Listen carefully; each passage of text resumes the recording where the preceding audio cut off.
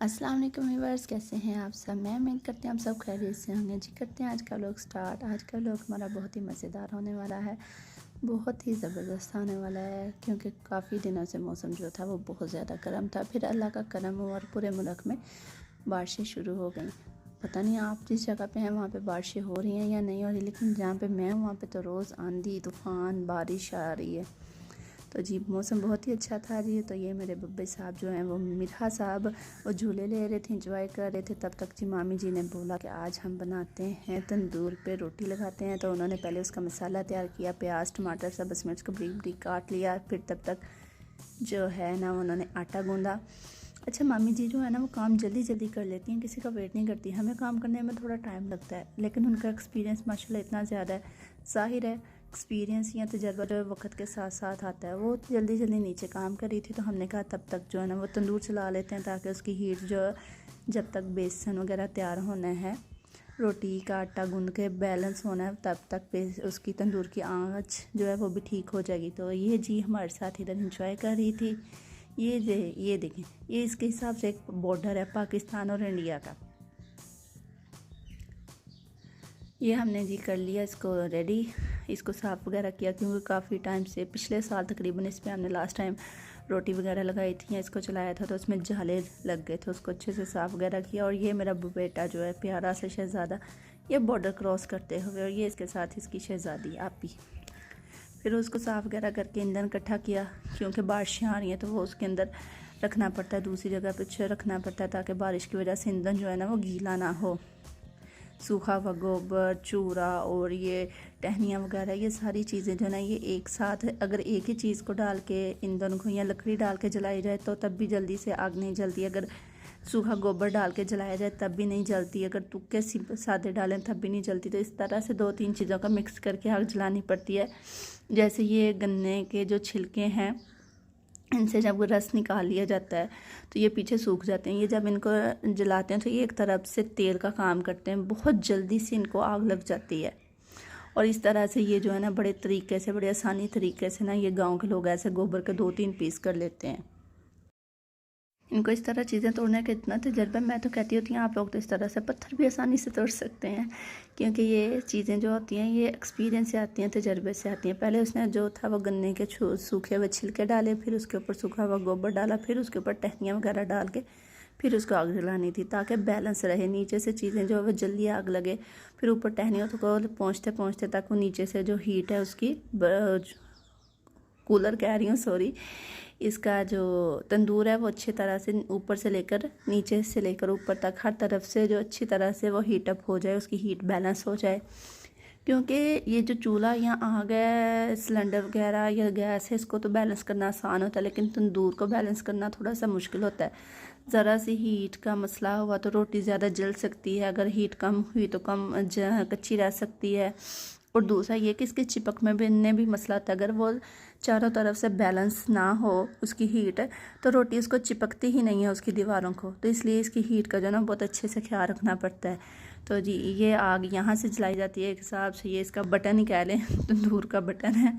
तो इसको यहाँ से जलाया। जब तक हम आग जला रहे थे मामी ने जी ने मिनट मार के जो है ना वो अपना बेसन तैयार भी कर लिया। बेसन तैयार करने का सिंपल सा तरीका है, बेसन लो, उसके अंदर चॉप किए हुए प्याज टमाटर सब्ज़ मिर्च वगैरह डाल के अपने हिसाब से स्पाइसेस डालो, और उसको इस तरह से बैलेंस कर लो कि वो ज़्यादा थिक या ज़्यादा लिक्विडी ना हो, और बिल्कुल बैलेंस हो। इस तरह से उन्होंने तैयार करके फिर रख दिया।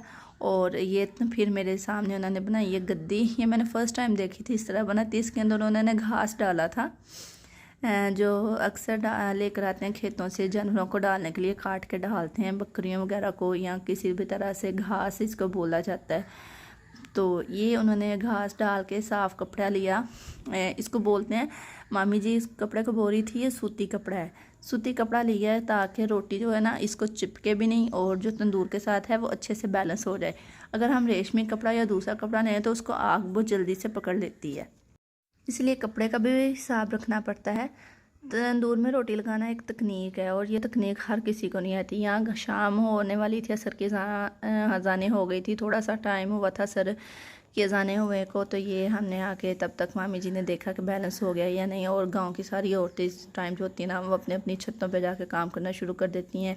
कोई कपड़े फैलाने लग जाती है, कोई बालन को सेट करने लग जाती है। इनके साथ रह रह के इन दोनों को मैं भी बालन ही बोलने लग गई हूँ। मेरी उर्दू भी ठोस पंजाबियों जैसी हो गई है, पंजाबी ज़्यादा आती है, उर्दू कम आती है अब मुझे। तो ये देखें, ये ऐसे इनके हीट को जो है ना, उसकी आग को बैलेंस कर रही थी। ये बैलेंस जो आ गया अभी बहुत ज़्यादा थी, इसलिए मामी जी ने बोला अभी इसको नहीं डालनी रोटी इसके अंदर, क्योंकि हीट बहुत ज़्यादा है। तो फिर उन्होंने जब आंच कम हुई तो फिर देखा कि अभी उसकी जो चारों तरफ से वो आंच ऊपर को जा रही थी, एक्स्ट्रा आग। लेकिन हीट, वो जो कहते हैं ना कि कोयले वगैरह नीचे नहीं बने थे जिनसे रोटी बननी थी, पकनी थी अच्छे से। फिर उन्होंने उसके अंदर और ईंधन डाला, उसको अच्छे से हिलाया झुलाया ताकि वो सेट हो जाए जी। वो सेट हो गया। फिर मामी जी ने जी रोटी के छोटे छोटे पेड़े लिए अपने हिसाब से। जो आप लोगों को अगर बड़े साइज़ की रोटी पसंद है तो आप उस हिसाब से ले सकते हैं। मैंने गांव में आके यहाँ पे एक चीज़ देखी है कि गांव की जो रोटी होती है ना, ख़ास तौर पे तवी में पकी या तंदूर में पकी, वो बहुत ज़्यादा खाई जाती है। अच्छा, यहाँ पे एक चीज़ मुझे गांव में सबसे ज़्यादा परेशान करती है और वो है मक्खियाँ। इतनी ज़्यादा मक्खियाँ हैं, उफ़ मेरे अल्लाह, इतनी ज़्यादा है। अगर पंखा भी चलाया हो ना तो मक्खियाँ नहीं उड़ती, हर चीज़ पास से आस पास से उड़ती जाएगी, लेकिन मक्खियाँ हैं मजाल इतनी ढीठ हैं, वो उड़ती नहीं है। अच्छा, सेटमेंट करके बड़ी मुश्किल से मक्खियों को हमने दूर रखते हुए, अच्छा हीट के पास मक्खियाँ नहीं आ रही थी, ये अच्छी बात थी। तो इधर मामी जी ने हर चीज़ अपने पास रख ली ताकि अगर किसी चीज़ की कमी पेशी हो तो वो साथ साथ लगाती जाए। बेसन भी पास रखा हुआ था और पानी वाली देच की, ताकि वो उसको जब गद्दी के ऊपर रोटी लगाती हैं या लगानी है कि उसको चिपके नहीं। और साथ साथ पानी हाथ को भी लगा रही थी ताकि बेसन उतरे नहीं रोटी पकाने की वजह से। ऐसे गद्दी को अच्छे से उन्होंने गीला किया ताकि रोटी जो है ना, जब इसके ऊपर डालें तो वो चिपक ना जाए। ऐसे जी मामी जी ने बड़े अच्छे तरीके से बिस्मिल्लाह पढ़ के इसके अंदर रोटी लगाई। ये देखें, बहुत ही अच्छे तरीके से वो चिपक गई थी। मेरे जैसी ऐसे काम करने लगे तो हाथ ज़्यादा जलेगा और जो आटा और बेसन बना होगा वो भी उससे ज़्यादा होगा। मतलब दो नुकसान हो गए, एक तो पैसे का ज़्या और दूसरा हाथ जलाने की वजह से मेडिसिन लगा के और उसका ज़्या। अच्छा, हीट इतनी ज़्यादा थी, अब इनके पास तो वो स्टिक नहीं थी, नोक जिसको बोलते हैं। शहरों में तंदूरों पे जहाँ रोटियां लगवानी तो उनके पास नोक्स होती हैं, क्योंकि उनके पास तो डेली का काम है, उनका बिजनेस होता है, इसलिए उन्होंने नोक्स वगैरह रखी होती है। तो अब गाँव वालों ने तो कभी कभी लगानी होती है, हफ्ते में एक आधी बार, तो इसलिए वो ऐसे हाथ पे जो है कपड़ा बांध के तो उसको रोटी को उतार लेती हैं। कई तो खुद वैसे उतार लेती हैं, जो ऊपर ऊपर लगी होती हैं वो वैसे उतार ली जाती हैं, बड़े अच्छे तरीके से, बड़ी आसानी से उतर जाती हैं। तो जो नीचे होती हैं उनको ज़्यादा हीट पड़ती है नीचे से उतारने के लिए, तो वो उतारने में मुश्किल होती है, तो फिर कपड़ा लगाना पड़ता है। बिल्कुल ऐसे ही जैसे मामी जी ने भी लगाया, जो नीचे तक गहराई में तो लगी होती रोटी। जब तक रोटियां लगा रहे थे तब तक जी मगरिब का टाइम हो गया, मगरिब की अज़ानें होने लग गई। रोटियां पक गई बड़ी अच्छी तरीके से, बड़ी गोल्डन सी, बड़ा प्यारा सा कलर आया।